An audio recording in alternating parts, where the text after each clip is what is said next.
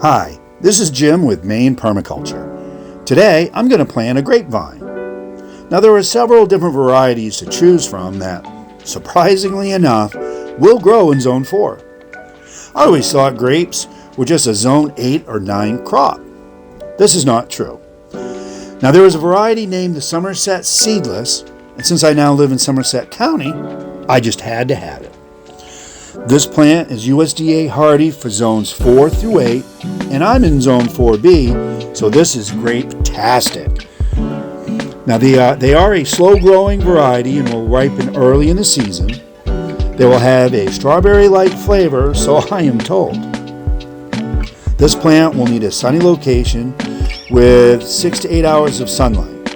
Have well-drained soil, because these roots, much like other grapevines, do not like to have their feet wet.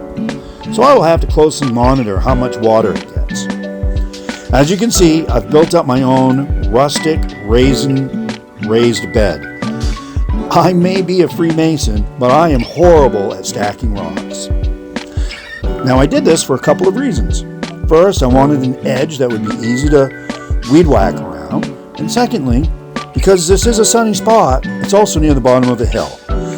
I was concerned with having too much water in the spring, so raising it up will help the plant roots go down as deep as it needs to collect water. I did mix my native soil with some potting soil, and then I made the 2 tall posts out of cedar trees that I cut and stripped the bark off of at my former location. I was informed that if I had burned or scorched the ends that go in the ground and make contact with the soil, that this burning or scorching will help preserve them. I don't have any videos of this, but I did char about 2 feet or so of the posts. I then applied an oil-based coating of protection to help the posts last longer. I planted them 7 feet apart, and this should help give the plant plenty of room to grow. I bought some eye hooks and wire to build the trellis.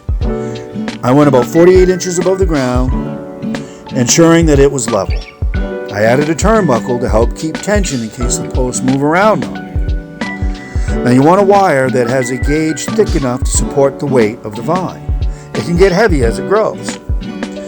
I will trim off the excess wire at a later time. Now this wire is sometimes called the cordon or fruiting wire. I'm going to call it the cordon. I then installed 2 wires above this cordon wire to make what's called catch wires.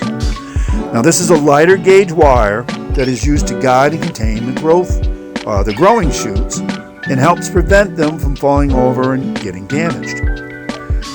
I planted my grapevine, being careful to remove it from the pot it was in, not wanting to damage the roots. I did massage the roots gently to help stimulate them to grow outward. I made sure the surface of the plant remained slightly above the surface of the raised bed. I backfilled it in and lightly tamped down the soil. I also installed a stick to help guide this plant up to the cordon wire. I attached the vine to this stick to help encourage this vertical growth. I then added the mulch to help keep moisture in and prevent weeds from growing.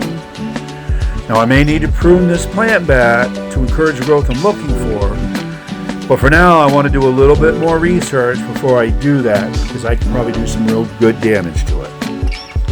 Now I give it a healthy drink of water and I'll wait. I should have grapes in a couple of years if I did everything correctly. Do you know what happens when you step on a grape? It lets out a little wine. Now have you planted any grapes? What advice would you give to someone who is starting out like me, planting grapes for the first time? Thank you for watching. I'll be sure to give updates of this grape in the future.